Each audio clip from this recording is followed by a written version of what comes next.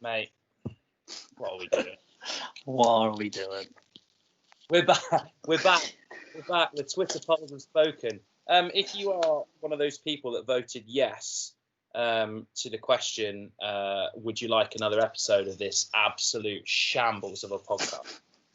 I can only assume that you've reached higher boredom levels than both Reggie and I. But here we are, Reece. You excited to be back for episode 6? Oh, too excited, man. We got some sad people at that club. Yeah, I know. I kind of Jesus. thought after the first episode we didn't really have anywhere to go with it, and yet here we are. It's sort of, We managed to get 5 out of it. the wheels fell off a little bit towards the back end of last week's show, and I can only apologise again for that. I made it 4.5 episodes without dropping any sort of swear words. So to go with 2 C-bombs and an F-bomb in the space of a minute, I don't know where it came from, but that's Nick Trainer, mate. He just brings it out of me still after all these years. We've reached £3,175, Reggie. That's not bad, is it? It's not bad, is it, mate? What are we going to spend it on? We were sort of debating whether or not we could just sort of take it and see if we could double it up in Vegas, and then I'm still keen on that idea. But... Yeah, but Nick controls the purse strings, doesn't he? Yeah. That's where we went wrong. I should have set up the account myself. All in on evens, wasn't it? It's too late now, isn't it? Well, we do actually have a promising show. Last week we sort of sat here and thought, well, if this goes well, it'll be average at best. Whereas this week we've got a pretty good show, I think, or I hope anyway. So in the week we sort of did the big reveal on Twitter of our new signing, and we're gonna bring him in a little bit because he's very kindly joined us tonight to sort of help us get to know him a little bit, considering that we're not going to be seeing each other down at the cricket club for a while. Before we do that, I'm bring in my other guest. So apparently sort of furloughed now, or sort of temporarily furloughed, but still cutting grass and trimming hedges and all the rest of it. It's, of course, the man with the best Twitter name out there, at Hallow Turf, Andy Veal. Oh, a plug. All House Massive. How are you doing there? The Stoke St Michael Massive. You all right, guys? Not too bad, mate. I only really appreciated your Twitter handle this week when I was sort of searching previous polls for Twitter names. But All Hallows Groundsman at Hallow Turf. It's a good name, mate. I like it. Well, yeah, got to put a bit of thought into it sometimes. It's not just about cutting the grass, is it, Vila? No, it's, you've got to look good. Got to look good at the same time. You've got to look good. Well, I've struggled there forever. In my head, one length for 40 years. Cut grass in the same manner. That's about it, So. Well, Letty gave me my clippers back this week, clogged up with hairs and a load of nits on it. I don't know what. Are you sure they were nits? He's actually got nits. It's ridiculous. You're only I'm about to throw them. I outed you the previous week about your clipping usage. So don't come back at me with this nonsense. You got nits. I had to throw them away. But they still called nits if they don't grow on your head? Well, I'm doubting they were nits. Come on now. We said this would be a proper episode, Andy. So. Sideways moving nits. Anyway, moving on. Andy, how has your sort of last couple of weeks been? You keeping well? Yeah, grand. The weather's been amazing. So as far as all lockdown protocol and all the rest of the nonsense goes, it's been pretty plain sailing. I think it makes life a lot easier when everyone's outside in the sun, just messing around and enjoying it. As far as in your back gardens and what have you. So yeah, I wouldn't say Durdledaw's a good point, but well, I heard a rumor. I heard a rumour that you yourself had frequented a bit of British coastline over the last 7 days. True or false? This is true. I told you yesterday. So it was there was 80 people on the beach. I counted them. It was amazing. how every beach should be. Anything over 100, they can all go home. So yeah, no, it was amazing. We sort of rocked up at Woolacombe on Monday, and there was no one there. We were the first on the beach. Stayed there for 2 or 3 hours, and then when tide came in, we went home. It's good. Well, thanks for sharing that fascinating story with us, Andy. Honestly, I just fell asleep there. it was a peak. Well, our second guest on the show this week has also probably seen a decent amount of coastline, mainly because he lives in Weston. He is, of course, our new signing and former teammate of mine in one or two other teams. Welcome to the show, and I guess welcome to the club, Ross Jenkins. How are you, mate? I'm well, mate. Thank you very much. Yeah, pleased to be joining. The big reveal last week on Twitter. I mean, I've seen a few sort of different sports clubs reveal new signings in various different ways. We kept it simple. How have you felt about the response? Mate, overwhelmed, honestly. A lot of people are sort of excited to kind of meet you, find out a little bit about you. So we asked you to come on the show, and hopefully we'll be able to answer some of those questions. We do have a bit of a Q&A coming up a little bit later, and I know that we've had quite a few questions for you to answer. But first of all, if we just sort of dive straight into it, this won't be your first stint at Frome Cricket Club, will it? No, it won't, mate. And it's actually, I didn't actually really consider that or think about it until I'd actually spoken to you and kind of signed on the dotted line, as it was. But I don't actually remember the year that I played before, but I know that it was there with Alex Barrow was there, and there was a good overseas as well called Liam Crisp or something. It was good. Yeah. I was speaking to Paul Sanger last night, as we affectionately know him as Fred, and he was telling me about a game that you guys had sort of batted together, but it seemed like a pretty long time ago. I think your first season at Bath, would that have been 2009, maybe 2008, 2009? Yeah, I think, mate, that it was probably my last. It would have been either my last year at school or the one before that. So yeah, it would have been 08 or 09. So obviously, kind of that was quite a long time ago. We're talking sort of 10, 11 years ago. What kind of memories do you have from playing sort of cricket at Bath in that period? Because obviously, we had a reasonable amount of success. What was your role in that side? What was my role in that side? Well, I suppose you nailed it when you introduced me on the Twitter page, mate. A dynamic mid-order. that was actually, in truth, that was far from it. I think I was actually batting a little higher up the order back in those days, as more of a kind of proper cricketer, and was batting. I think I batted at 3 or 4 for a while, and what was my role? It was normally to get a sort of a fairly good-looking 24 or a more likely 7 or 8. It's good because those are the sort of cricketers that people want to turn up and watch on a Saturday afternoon, aren't they? They don't want to see people grinding it out for 40 overs like Vila or Reggie. They want to see someone get shots and get it off the square. So obviously, kind of from there. I mean, I don't remember playing too much cricket with you at Bath after about maybe sort of 2012. So, what happened in between Bath and then joining Glastonbury a little bit later on? So I'm trying to think now. So it was a lot of years of not really playing much at all. I think the most sort of cricket that I played in that time would have been company cricket, which is tragic at best, and Very social. Very social, yeah.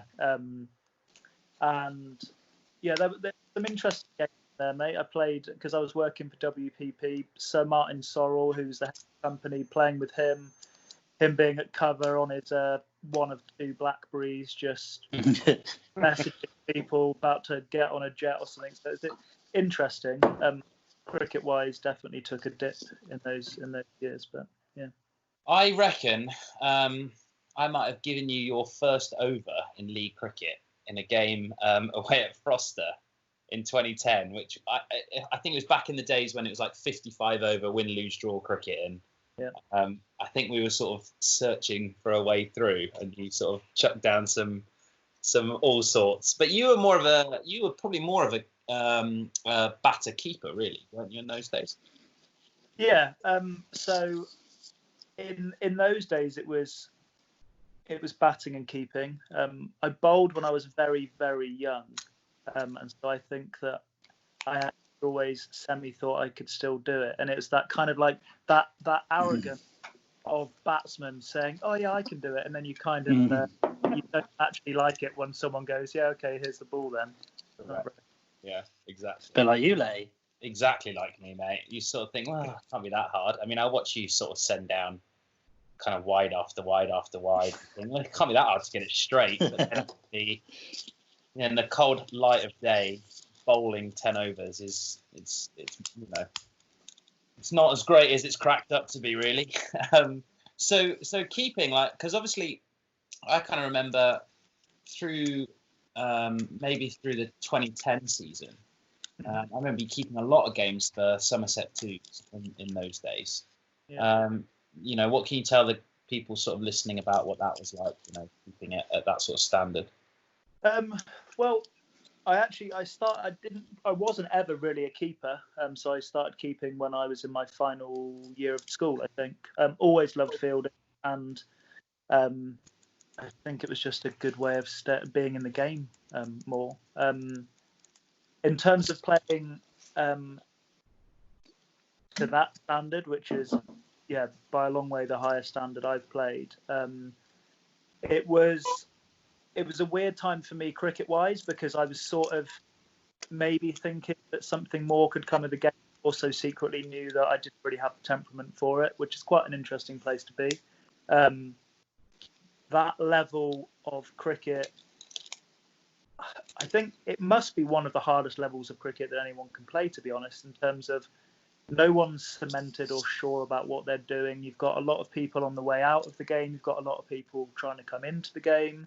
And so, from what I remember, I never really they didn't really feel like games of cricket. They just felt like one kind of like constant long trial. I hated it. I absolutely hated it. Because you've got this bizarre situation where, 99% of the cricket you've played in your life up to that point, you've played with 10 other guys who all wanted to win. And whilst you do have competition races and stuff in teams to play in, if you do well, the team does well, everyone's happy. But in second team cricket, you can be playing alongside 5 other guys who are all vying for maybe one batting spot, and they are desperate for you to get more, like desperate. If you get 100, everyone else hates you. They'll begrudgingly clap when you're on the, when they're on the boundary, and nobody cares about the result. It's completely irrelevant, And so there's no enjoyment in playing the game whatsoever. But I suppose the one thing it does do is kind of let you play at some pretty nice grounds against some pretty good players, which sort of brings me on to my favourite Ross Jenkins story, which was back in, it must have been April or May of 2010, and we were playing a 3-day game at the Oval against Surrey Twos, a team that included I think Tremlett, Mika, Jason Roy was in that side, brothers. But do you remember where I'm going with the story, Ross? Do you know what? I knew. I think you actually mentioned it, and I'd forgotten all about it. But now, actually, that you mention it, yes, I do remember a story involving a fox and my helmet that was on the side of the ground while we were playing. Obviously, playing in like a vast stadium, and the only living creatures in the stands are this like family of foxes that sort of roam around. Ross has like sort of been standing up, I guess, and has taken his helmet off and put it on the boundary. And I guess this sort of fox has wandered down from the stands and decided to claim it as his own. And just taking a massive piss all over Ross's helmet. I think actually we should backtrack, and when you asked me what playing that sort of level of cricket was like, Yeah. it pretty much can be summed up by that happening. Yeah. That's I just remember you like was a nice, like it was one of those Missouri ones, wasn't it? Yeah. And you brought it back into the changing rooms, and honestly, I've never seen anything as bad as this. It stank, and it probably just stayed outside the changing rooms at the Oval for. Well, that's one for next season, Reese. Yeah, Sort I've out never thought of that bottom one of before. That'll be all right. Yeah. We've had a few helmet incidents, haven't we? Yeah. yeah, we've got one or two ongoing feuds in our changing room at the moment, Ross. People that have made errors in judgment in terms of who they've decided to start something with. You know, in terms of nonsense. You know, examples like putting deep heat in my box, which might have seemed hilarious to everybody else, but it was 3 years ago, and I've still got it up here. So there's no Still funny. Still Yeah. funny. But unfortunately, Robin, you don't have it down there anymore. I think that's the problem.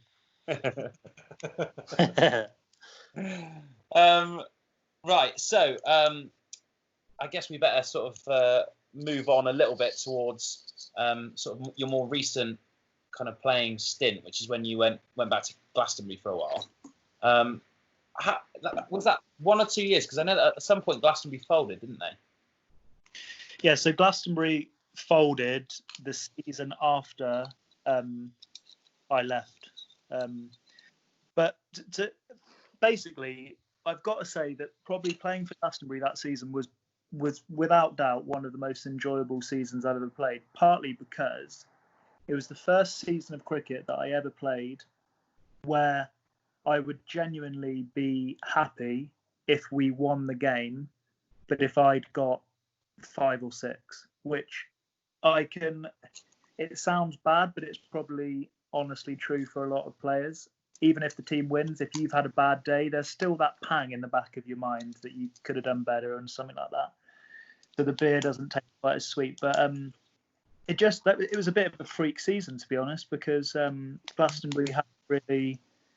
I don't think they'd been promoted the season before, and then we just kind of had a few players come together at the right time, and I think we ended up finishing third, or I think it was third in the end. But it was honestly, brilliant year, and playing with Josh Hill, who I played with when I first started playing cricket. It was brilliant. I loved it. And you sort of kind of developed into a bit of a bowler. Dare we ask what kind of what is it what would you class yourself as in terms of a bowler? If you had to sort of, if your Sky Sports profile came up when you're just bowling some looseners at Jimmy Anderson at mid-off and it says Ross Jenkins, right arm, what's coming next? I think it would say right arm looseners. So seam up and a bit wobbly? Yes, exactly, mate. I think it's fair to say that if my bowling was if I bowled on any half decent wicket consistently, I don't think that I would have been able to bowl the amount of overs that I bowled for Glastonbury. But I think in league cricket, a little bit of help from the surroundings, I think. If you can try and put it in the right area a few times, then. Yeah. Well, mate, you'll be all right because you'll get to play 9 games at Frome. So that's at least 90 overs you'll be bowling. Okay, so obviously it's been like a couple of years since you played. So kind of why the sort of thirst to get back into it now? Mate, sorry, you're going to have to say that again because someone tried to call me. I'm sorry. We haven't had many technical issues on this, have we, Reggie? It's been episode 6. No, it's been pretty plain sailing, hasn't it, mate? So the question was like, why? Obviously, it's been a couple of years since you last played. Why the thirst to come back and play now? I think I would have played another season for Glastonbury had it not folded. Right. I was part of the reason that it folded. I left as well. And if I'm completely honest, it's because 3 or 4 of the stronger players left the club, which meant it would have been a bit of a horrible struggle, and it wouldn't have been anything like the season before. So, to be honest, I never stopped wanting to play again once that season for Glastonbury happened, and I think talking to you, one of the things it's more than just the cricket now for me.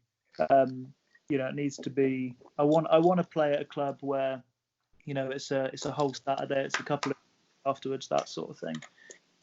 Like I said, I can appreciate the game now for more than just what happens on the field, which is actually quite refreshing. So Almost as refreshing as that pint of Venus.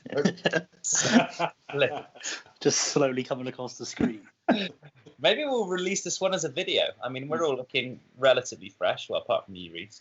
Yeah. But we might be able to release this one. We'll see. If we don't release it as a video, just realise that something's gone horribly wrong in the next 40 minutes. Right. So obviously, well, hopefully, Glastonbury's loss is going to be our gain, and if we play cricket this year, then there's definitely a lot of beer consumed after. Well, yeah. So I think like the one thing that we've done pretty well is the social side of things. We do that very well. Tends to be kind of 10:30, 11 before people start to leave the cricket club on a Saturday night. So you're in good hands there.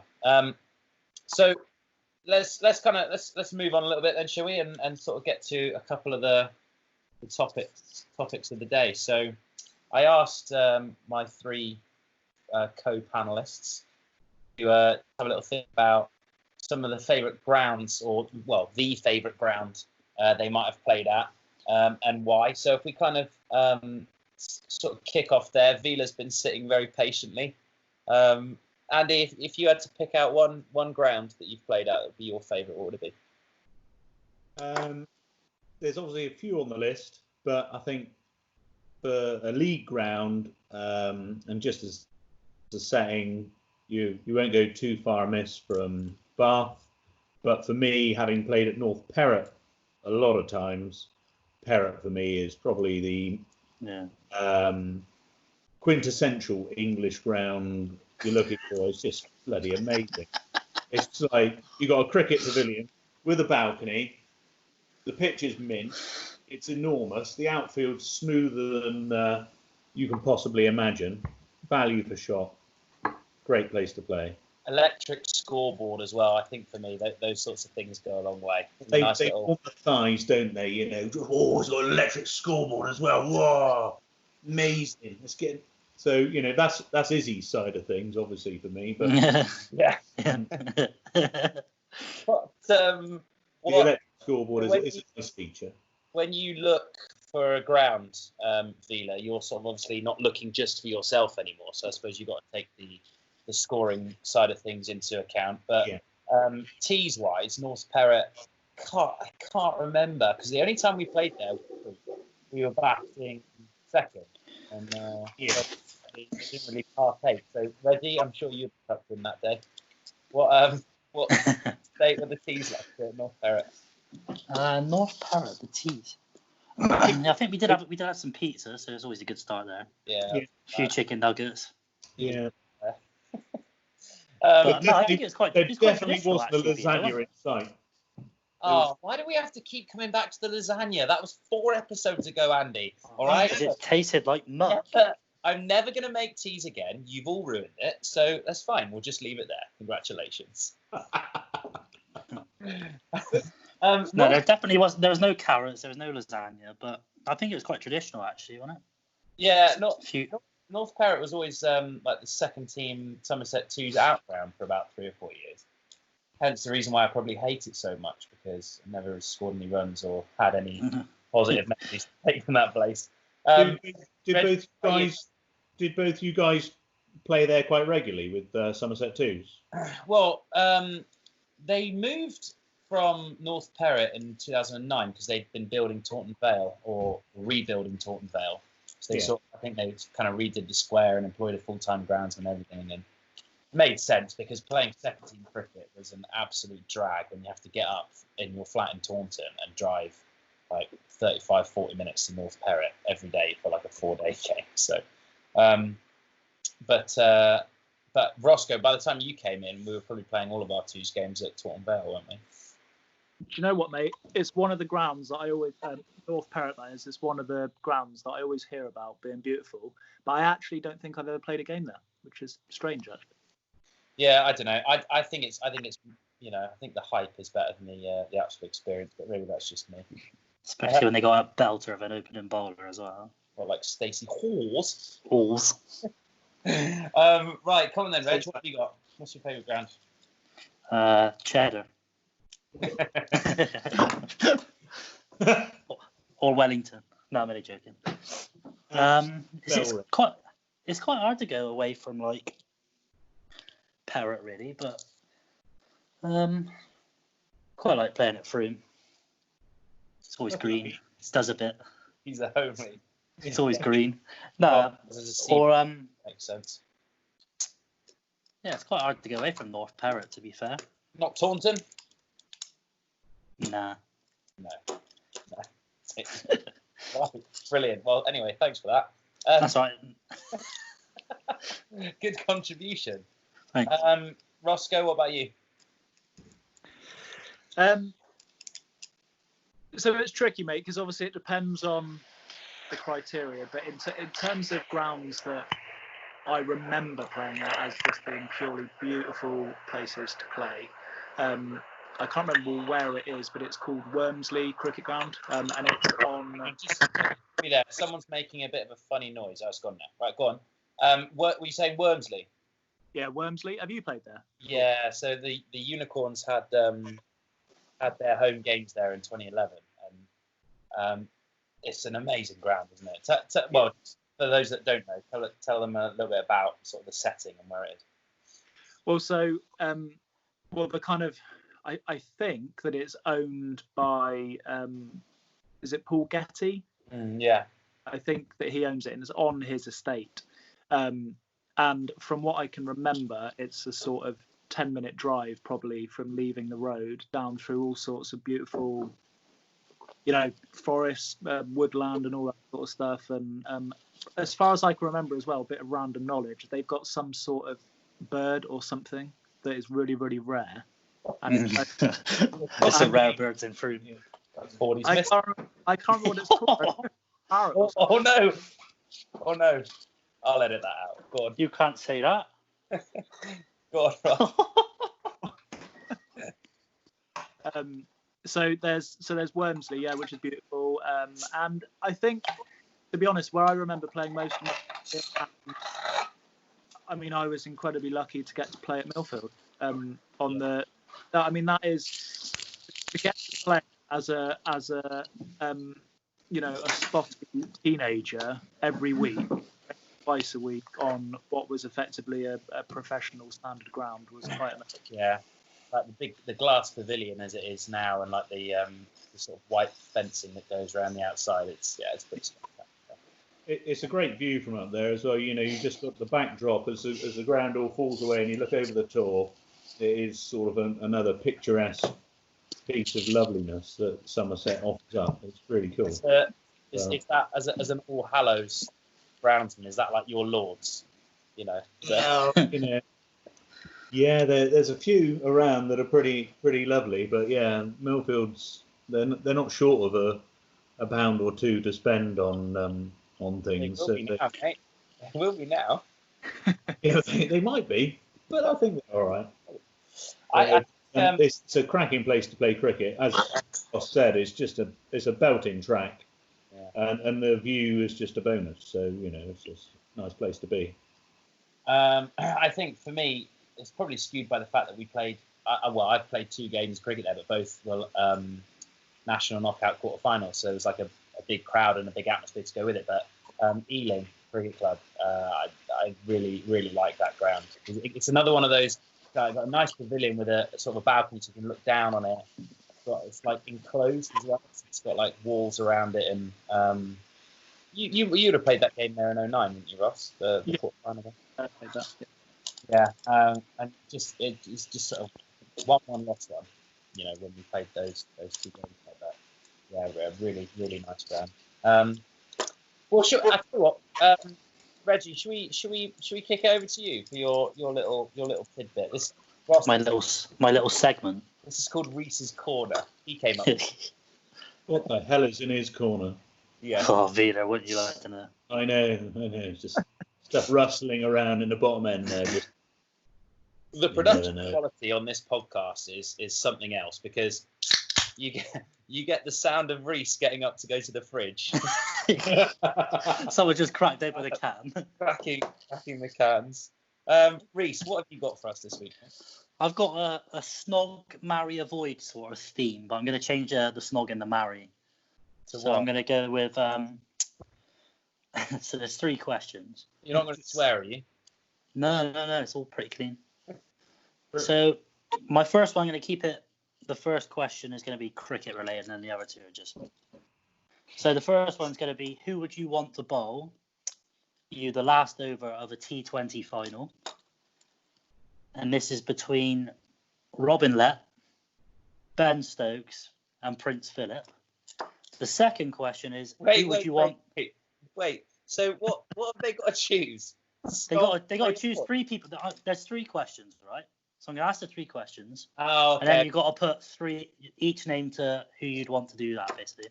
Yeah, I got it. Yeah. If you've ever watched a TV program, probably not. It's a bit below you, isn't it? Netflix. But yeah, so the first question is, who would you want you to bowl the last over of a T20 final? Who would you want to make you a lasagna? And who would you want to avoid? And the 3 options are Robin Lett, Ben Stokes, and Prince Philip. Are you allowed any repeat answers? No, it's 1 for each. Oh, sorry, Rob. Right. Well, so I'll start off with you, Vida. Who would you? So I got the T20. I want Prince Philip to make me a lasagna. Don't blame you. Oh, come on. He's never cooked a meal in his life. I really want one lady to make me a lasagna. Hey, I can make a nice lasagna, all right? But you try making 26 lasagnas for £6.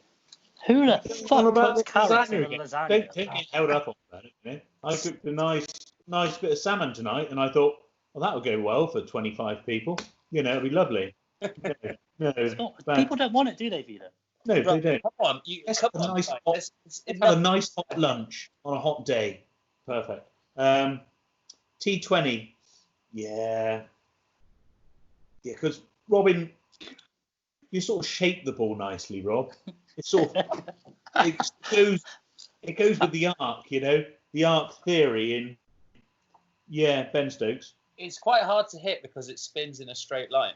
It does. You know, there's all that overspin you don't put on it, and all that side spin you don't put on it. It's great. Mm-hmm. So it's that one divot. It's just the wobble. It's like a really, really crap knuckleball. So so come on, let's get to the point. You're not going to choose Ben Stokes, surely. What, for the last over in a T20 thing? Well, haven't you obviously didn't watch. You know, but I'm backing myself to not go for more than 24 in 4 balls in the last of a T20. I mean, I can't do any worse than Ben Stokes, can I? And if you avoid Ben Stokes, then you don't have to put up with all of his antics on a night out, do you? Paul Sanger after a couple of pints. Well, the thing is, the best thing is on the night out one is you're probably not going to be there. So, whoa, sorry about that. He's already in a taxi. It's just I'll be there, guys. Yeah, no worries. Yeah. No, Batman smoke bomb smashed on the floor. No, sorry, Reese wouldn't give me a lift, so I'm not coming. That is unfair. I've always said I don't ever want to go back into Frome ever again after that night at the Blue Ball. So I'll happily be the last one at the bar in the club. And Rock, you'll soon discover this if you ever make the foolish decision to leave the cricket club on a Saturday night and go into town. Because, Robin, we're trying to sell it. I mean, I don't know. It's sort of like there's probably 3 options, and they're all so. One of them, the blue ball, just smells like sick, and it's trying to sell it, Robin. In the Bath Arms, they let people just walk around barefoot because or flip flops with painted toenails. Yes. One of our players went in there with flip flops on, broke a flip flop, and then just spent the rest of the night in bed, and that was okay. Just walk around in bed. That's fine. He genuinely asked me for a lighter to try and weld it plastic back. Oh, shoes back together. He said to me, "Feeler me flip flops come off. He You said, got a lighter, mate? Your socks." I just got to try and weld it back together. It'll be all right." I said to him, "You can have one of my socks, but you don't need to because you've still got one working flip flop." Brilliant. One flip flop and one sock. But anyway, we digress. We digress. So you're saying you would give the ball to Ben Stokes? Well, you can kiss that. Absolutely not. I go out on the lash with Ben, and then you can chuck down some pie. That'll be fine. Because we've got some awesome fielders at the club who'd pick them all out on the boundary. Be all right. Yeah. Well, let's move on from that because obviously the fielding situation at the club is not work in progress. Yeah, that's a nice way to put it. Yeah. Right. Ross, what about you? Right. So I both handing the ball to Ben Stokes for the last over and having him cook me a lasagna would involve being probably too close to him. I don't particularly like him as a player, so that pretty much that's my first question. Whoa. Hang on a second. Did you not see the third test match at Headingley last summer? The World Cup final? I mean, that's surely it's all forgiven now, isn't it? Well, I mean, exactly. Give the guy an award. Give him a national award. That's what I said. Well, he did. He got the BBC Sports Personality of the Year, Ross. I know, and I believe that after that they're going to have to definitely change the name of that award. They have to, sure. Right. So go on. So you're giving Ben Stokes the ball, are you? No. I'm saying it would. He's avoiding sharing a field with him, which I don't want to do. So I would be avoiding Ben. Ooh. I think you and Dealer are both missing the glaringly obvious person to give the ball to in the last over of T20. I mean, surely the best equipped is Prince Philip. What? In case he gets hit, the ball gets hit back towards him, and he's killed by his own ball. Well, I mean, the other 2 options aren't the strongest, in my opinion, but never mind. So, I mean, there's this question going on all night. What's your answer? I'm giving the ball to you, Letty, and only because of all of his access to his lovely Dutchy food range in Waitrose. I'm having a lasagna from Prince Charles. No, it's not Prince Charles. It's Prince Philip. Yeah, I mean, he must still have access to it, surely. And it's got to be better than Lay's. It's got to be better than Lay's. Next. Come on. What? That's it. I'm done. That's my segment done. Yeah. That's your segment done. Right. Yeah. Be back in Robin. Sorry, I'll be back in 2 seconds. I'm sorry. What about you, Lay, actually? All right, go on. Huh? What about you? I would say that if I was gonna try and make a lasagna for someone, that would be good. Sorry. It would be better than Ben Stokes. Would there be carrots in it then? No, probably not. So why did you put carrots in it when you cooked one for us? Well, listen, Reese, over the past 3 weeks, I've taken steps to try and save your life, haven't I? Right? We're out running, working out. That's my next question. Where were you yesterday? Where are you today? I was just trying to give you a few vegetables, mate. I mean, Do you feed him over the fence with like a little fan? He's got like a pitchfork. Yeah. It's like a shovel. Just crunch on a couple of these. I'm backing myself to make lasagna. I'm giving Prince Philip the ball. And Stokesy can do one. Why are you avoiding Stokesy? He's a good lad. Because I'm backing myself out lasagna him. And, the last time he bowled the last over in a T20, he got hit for 24 and 4. Yeah, that's fair enough. Yeah. You can't. is it that Stokesy would actually make you come out for a drink? Well, I don't know. He wouldn't let him go in. That's the problem. When Stoke- McDonald's is calling, he won't let him go in. Yeah. He's kind of like a he's like a skinny jeans polo shirt done all the way up sort of guy, isn't he? And I just don't think I can fit in with that sort of crowd. I'm more of a jeans. You're a skinny jeans polo shirt done one button down. Why are you taking pictures of us? Just Ross, to take the this memory, screen. mate. I'm afraid this podcast has been interrupted with technical issues. Right, listen, here we go. We've got a Q&A today. Well, we've always got a Q&A. It feels like it's a gap filler. Yeah. Ross, you've got quite a few questions, I think, to get to. I got a few as well. I might start with one for you. This is coming from Josh Cantrell, and he says, now that we're able to net 1-to-1, if you could have a 1-to-1 net with anyone, who would it be? I mean, so if you'd have asked me this question when I was 16 and aspiring, I would have wanted to impress you by saying someone that would be really tricky to face and I would learn from. But frankly, mate, it would be someone that I'd want. It would be someone terrible that would make me feel good about myself. So you're not thinking of it as like a coaching point of view. You're thinking of it, you want a crap bowler. Someone you whack. Yeah, I want someone who bowls sort of, I don't know, 70 miles an hour, doesn't have a bumper on them, and yeah, just kind of bowls it in the slot. I'm trying to think of someone. Reggie, you available next week? It seemed like I set that up on purpose, but Reggie, I promise.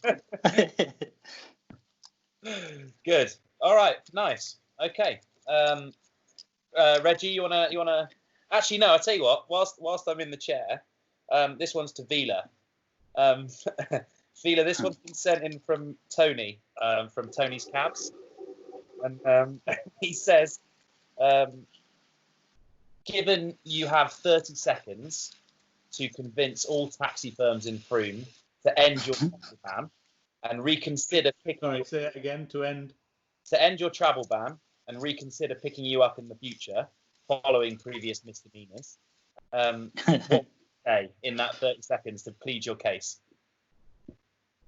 Well, I guess it would be about me being ready at the cricket club, but not necessarily being ready at the cricket club. So, yeah, I can only apologise, Tony. I'll give all of your cabsters a 5% extra tip on any pickups that you do with me in the next 6 months, because being called out in some drunk idiot just not being there is. I think you're missing a trick here, Vila. I think you can play hardball. You can say, look, it's not such a big deal for me to walk back from the cricket club to Standerwick in my flip-flops on a Saturday night. I've done it before. I don't need your business. And then just hang up and wait for it to call back.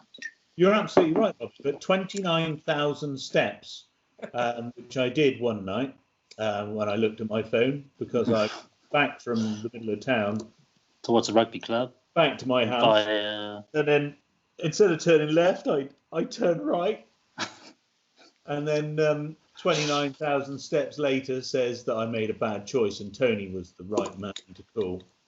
Reggie, I bet you could 10.5 kilometres. I bet you could go back into your phone for that night last summer when you went back from Midsummer Norton to Frome. Oh man! No, Midsummer Norton to Stoke St Michael, and I'd be interested to know how many steps there were that night. I didn't even walk in a straight line. That was the problem. So I probably had about 10,000 on, I reckon. It was pissing down as well. Good. Well, hopefully that ban gets lifted, Vila. Otherwise, the rest of us are going to be having to drive you home on Friday nights, and to be honest, it's getting a bit old. So. But the most annoying thing about that, the whole thing, was walking back past the cricket ground 4 hours later. Literally, I walked past it on the way out, turned left and then walked past it again 4 hours later, just going, You absolute chopper. So, Especially when Izzy offered you a lift at like 9 o'clock. yeah, well, thankfully, yeah. I took that. Yeah. Come back to me? No, I'll be all right, love. Not a problem. Yeah. All right, go on, come on then, Reggie. You've got some questions for us this week. Yeah, I got one for you, Ross, and it's from James U from Frome. Oh, don't answer it. Don't No, answer yeah, no, it's actually The question it's is, actually pretty don't sensible. answer it. He said, "Everyone is delighted that you have signed for Frome, but what made you choose to come to Frome?"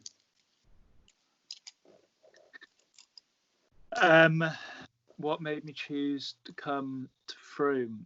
He heard that 5 and 6 were easy dibs. That's me. I don't know. I suppose this is really embarrassing because I should know. But what league is it that Frome are in now? That is Prem 2. class. Yeah. Yeah. So I think so. Basically, it's a league that I personally feel comfortable playing in, and I feel like it's a nice standard because it is a challenge. And if I do well, I feel like I've actually properly achieved something. But it doesn't require the sort of extreme commitment that I think now is required to play at a higher level than that. And to be honest, it would require a lot of work and a lot of training, and I think it takes over again if you play any higher level. It's not to say that should Frome go all the way next season that I will be stepping away. Basically, what you're saying is you wanted to play a standard that was easy. You can't be bothered to train. You just wanted to have a bit of a laugh. I worded it very Good. carefully. Good. There was an also to that question as well, which it says, "Would you rather have no tongue or no ears?" Oh, interesting. That's a good question, actually. Yeah, that is a good question. No thumb or no ear? No tongue. No tongue. Oh, no tongue or no ears? Oh. I suppose I knew lots of things that I couldn't do with no thumb, but now I'm stuck. Can you not talk with no tongue? You can't. You can make a sound, but you can't say like letters and words. I think if I'm honest, I probably would not have a tongue. But if you had a tongue and no ears, you wouldn't be able to hear what you were saying. That's true. Actually, maybe the outcome in terms of the sound would be the same. So maybe I don't know. This is really hard.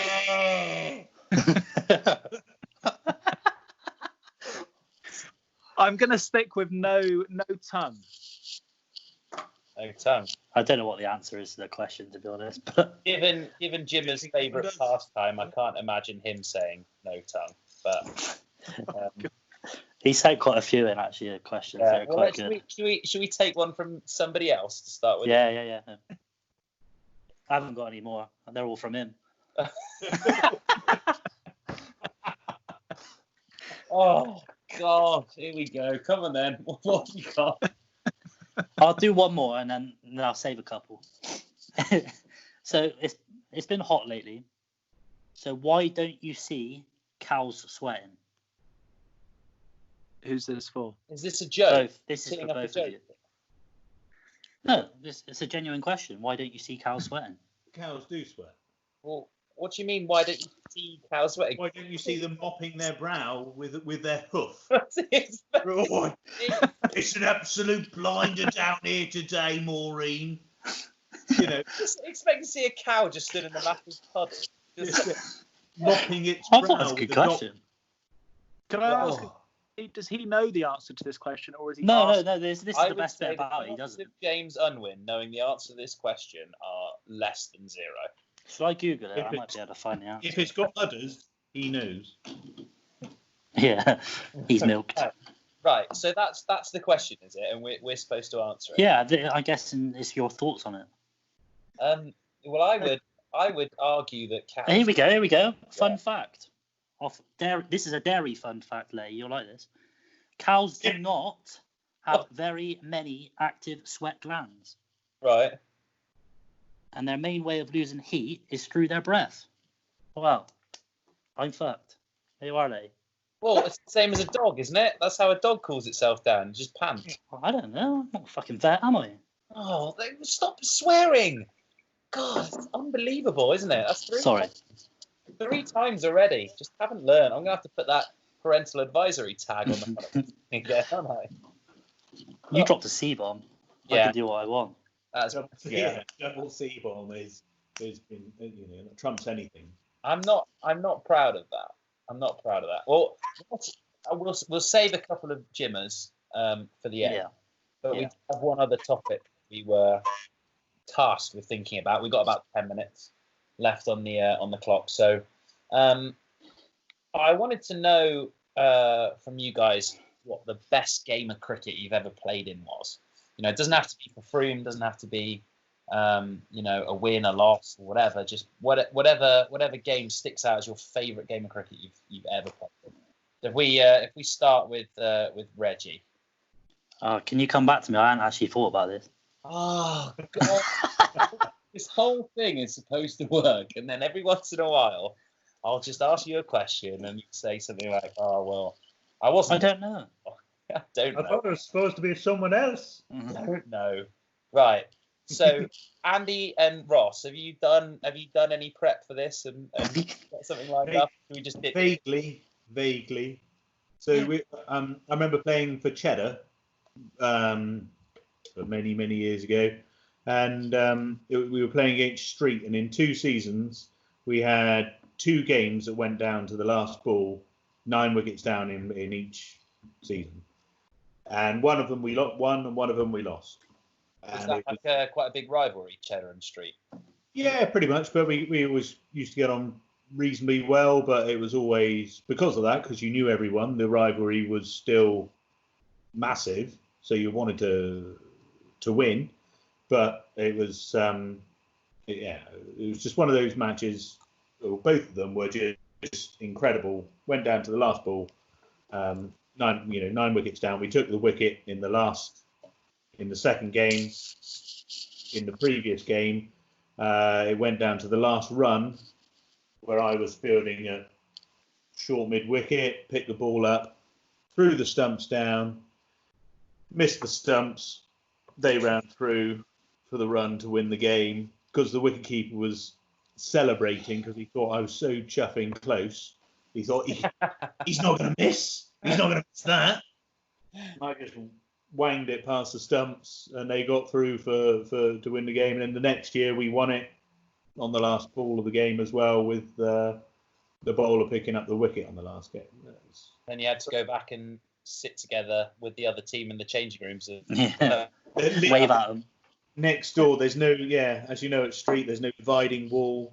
But again, we got on pretty well, both teams. So it was all right, but it was it was tamer than a few games before we've had with them. But that changing room scenario at Street is ridiculous. I mean, if you're the away team, you have to walk through the other team's team talk to go for a piss at the start of the game.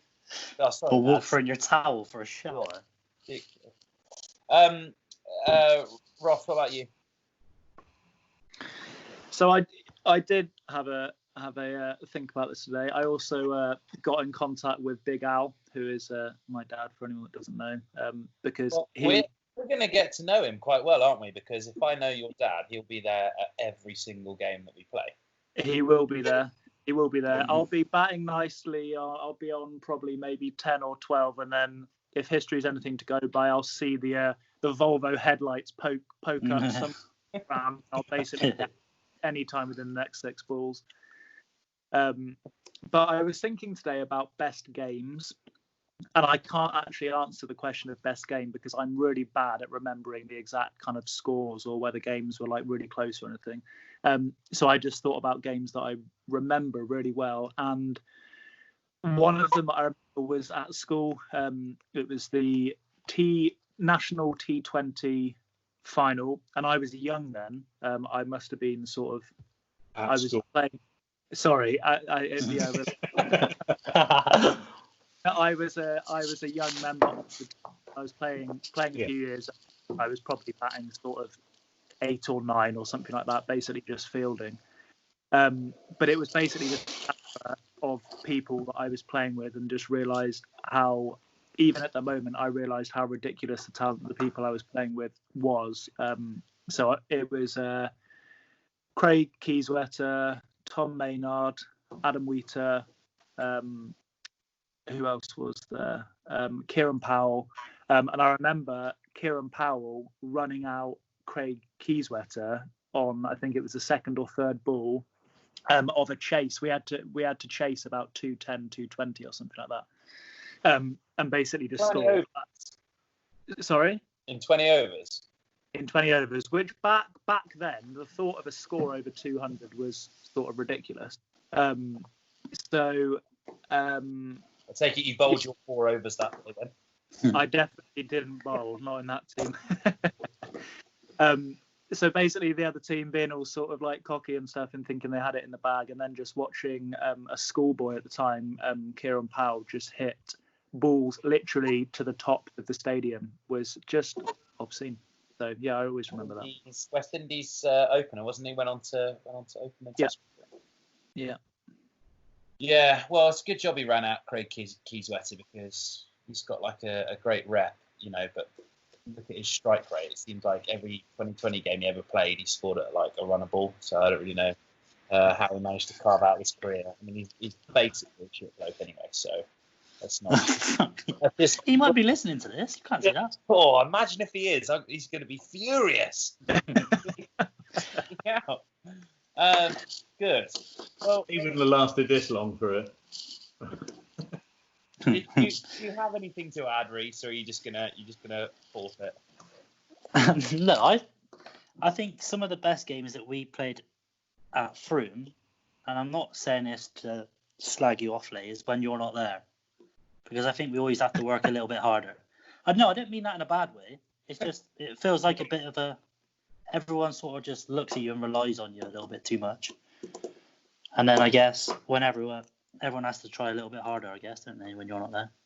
Everyone knuckles down at Wellington. Yeah, well, apart from Wellington, but we didn't go there. We got up to 55. Chard this year was. Yeah, it's a good example, wasn't it? Yeah. Well, the cup final, mate. I mean, surely that one's got to stick out, hasn't it? Yeah. Well, we couldn't. When your arse is being sunned in the middle of Italy or wherever it was. Fucking recording donkeys in a field, or something. Yeah, just going. No, I recorded those donkeys for you, so don't throw that back in my face. You could be bothered to turn up there, could you? Reece, can I just ask, so are you saying that in terms of player development, it would be better if Letty wasn't in fact playing? No, because we need his runs. We do need his runs. Into that role. I know, It's unfair what he's saying, by the way, because obviously you're not insane, so you haven't listened to any of our podcasts. But the cup win last year, we went from the third tier to win, beating Lansdowne and Bath on the way, and the final was never a date that ever even like you when you go on holiday, you sort of look right. Who have we got? Like, so back at when it was Bath, playing at Bath, right. When's Foster? So I can't go away on holiday then. Or what are the dates for the national, like the quarterfinals? But the thought of us getting anywhere near the cup final at Taunton was so ludicrous that I didn't even bother to look at the dates. Year of little faith. Obviously, that was the week that I was away. It doesn't matter because we won it anyway. So, and we will be the county champions until, sometime in August 2021. So, call that back years. Is that like a double retention for us then? Just back to back, isn't it? You've got to award it to the current holders. Surely it's the only fair thing to do. We'll look after that trophy, won't we? As long as you don't touch it, it should be fine. You're not paying for another one. It was literally rubbed over most of us for most of the day. Correct. It was, we took a lot of silver off of that with our yes. What about you, Letty? Any games that stick out for you? Champions before, Reece. Ross. Have you ever played for a county champion winning side before?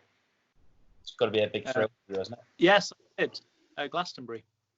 Oh, that's a shame. I don't remember. I don't remember the year. Oh, But I remember. I'm not buying it, mate. No, honestly, it was. I can't remember who was playing, but I definitely remember Joss Butler playing. The cheddar. Well, if you're just going to spend the whole show name dropping like Keith, I mean, honestly, do you know what is? I tell you what's funny about protege. that. I had this conversation with my dad earlier, and I actually halfway through I said, "Do you know what? I feel like I'm just going to be mentioning lots of names," and I knew you would make that point. He's just a shit bloke, man. Right. Are we going to bother with Jim's last couple of questions? No, I want to know if anything sticks out for you. What games stick out for you? What you mean apart from Cheddar Away? Wow. Or yeah. I mean, or Butley at home. When Fridge got Butley at home. Peter out, that was a nice one. Butley at home. I guess favourite. I guess the games you do well in probably stick out in your mind, don't they? I suppose. So I would probably say it's close, but I think we played a national knockout last 16 in 2015 against Sunbury, who had lost off the last ball in the final the previous year, and they were the Surrey Premier League champions. We didn't have a great side really, but like we had enough good cricketers. I think Will was in that side actually. I can't remember. Right, I think Will played in that. But we chased 240 odd in front of a packed house at Bath, and we won by 2 wickets. But I batted all the way through, and was there at the end. I suppose I think that's probably my favourite game of cricket. I mean, obviously like the Bath game last year was amazing. But I think probably I think probably the game that I probably remember more than any other was I didn't score any runs in it, but we played. It was my second game of Championship cricket, and we played against Gloucestershire in 2006. And you know, in those days, Somerset were awful. I mean, like the worst team in the country, bottom of both divisions. You know, absolute horrendous cricketers like myself, like turning out and playing Championship. It was farcical, but the Gloucestershire game was like a big game because despite the fact that we were so crap, you know, you still had probably at least 1,000 people in for each day in Championship games against Gloucestershire. And on day one, we've got about 400 or so. You know, as I said, I didn't get many myself, but it rained on day 2, but day 3 was a Saturday and it was blazing hot sunshine. And we bowled Gloucestershire out twice in a day in front of what felt like a packed house. And in the first innings, Charles Willoughby got 7. And in the second innings, Richard Johnson and Andy Caddick both got 5. And I was stood at short leg for that day, like up close with like these amazing like idol cricketers coming into bowl. And we claimed the extra half hour at the end of the day. We still needed 3 wickets. And Charles Willoughby, I think, cleaned up the last 2. And like all the kids run onto the pitch with like their bats and everything. And yeah, it was pretty special. It's like that was like the So what you're saying, there is a kid out there somewhere that has got a cricket bat with your signature on it. What used to happen, mate, with me? What used to happen with me was like when you're the drinks bitch, which was often in my life, you still have to wear all the kit, right? So you go where the pavilion is. There's like you've got to go across like the walkway to get to the pitch. So whenever you go on and off the pitch, like you go through, and there's always kids there waiting. And what used to happen quite a lot was they'd sort of stop you and say, "Oh, can I have your autograph?" So you do it, and then I guess they probably thought that you were out of earshot. You weren't quite out of earshot, and you could just hear them sort of say to their mate, "Who was that?" Ross, do you remember Richard Timms? Yeah. So he was like, he had a couple of short-term contracts, I think, with Somerset. But I was when I was on the academy, they got me in to do 12th man, and I had to wear one of his shirts, And so I was running out with the drinks, and like all these kids were going, Tim's, got to shine my shirt. So I was going over and signing all these bats for Richard Timms and stuff. Yeah, they're probably like dusty like bat up someone's attic with my signature on. It's worth You ever signed one of your own? less than the firewood that it would be to put it on. But yeah, there we go. Right, should we just ditch Jimmers and wrap it up, or are we gonna... Yeah, they're a bit weird. Let's leave What? that. Weird cow question. Hey, More weird than the cow question. Can chickens eat bananas? Is one of them. Yeah, we don't need it. I think we need it. And also, toads have warts. Can you catch them? Can you touch it? Can you catch them? Okay. Catch them. Can you catch a wart off a toad? Yeah. There you go. Does he not have Google? David Attenborough's here. I don't know. I think he thinks Vita's some sort of like guru when it comes to animals. You do watch nature shows, don't you, Vita? So Yeah. you're into that. Naturist show. Sorry. Right. Well, Is that on your phone? Should we just say goodbye to our guests? For the meantime, I'm sure they'll probably hang on for a post show Debrief. chat. So we'll mute them in due course. But well, first of all, Andy, Neil, thanks for joining us again. You're Popular demand. oh yeah, exactly, mate. Always good value. The legions of fans that you've built up have been calling for you to come back on the show. It's all those older women at the club. Oh, Who's that hunky man? Yeah. Yeah, thanks for joining us, Vila. Appreciate it, mate. Thank you. Yeah, but generally, guys, thank you very much. It's always enjoyable. Cheers. Take care. And obviously Roscoe as well. It's great to have you on board, mate. And I expect everyone to listen to this. Look forward to sharing a beer with you when we can and get to know you a little bit better. But we'll catch up with you soon. But thanks for coming on the show, mate. Appreciate that. Cheers, mate. No, can't wait. Oh, I cut him off a bit early there. Never mind. So, Reggie, obviously, we are now 6 episodes in. There is definitely not going to be another one. No, we're done now. We're done. Where we can go. I think maybe this didn't go as badly as last week's. But, no. I thought it was okay. 75 quid. I mean, Reese and I have spoken the last couple of episodes about how much we appreciate all the donations and the support we've had. It is amazing, and it does make an enormous difference, an actual difference. You know, I was down at the club the last 2 nights doing one-to-ones with some of the guys from, you know, all different teams, batting, bowling, whatever. And because we've raised this money, we've got a ground that we can use, we've got a square that we can use, you know, and if we do play cricket, we'll be ready to go, and it does make a massive difference. So everyone out there listening, I'm sure you've all put your hands in your pockets already, and we're not going to ask you to do so again. We're just going to say thanks.